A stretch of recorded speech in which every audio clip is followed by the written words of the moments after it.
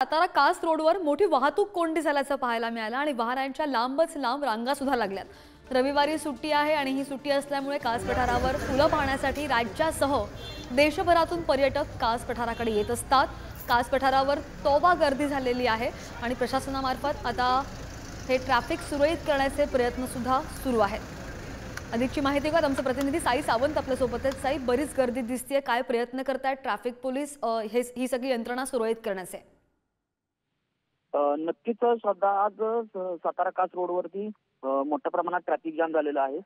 कास पठाराचा हंगाम सुरू झाल्यानंतर राज्यासह देशभरातून पर्यटक आता कास पठाराकडे येऊ लागलेले आहेत आणि आज रविवार असल्यामुळे मोठ्या संख्येने पर्यटक कासकडे आल्यामुळे जवळपास 4 ते 5 किलोमीटर अंतरापर्यंत या वाहनांच्या लांबच लांब रांगा लागलेल्या आहेत आणि आता पठारावर मोठ्या प्रमाणात पर्यटकांची गर्दी झाल्यामुळे मोठा ट्रॅफिकचा सामना देखील आता करावा लागत आहे पर्यटकांना आणि आता जिल्हा प्रशासनामार्फत हे ट्रॅफिक सुरळीत करण्याचं काम देखील आता सुरू आहे।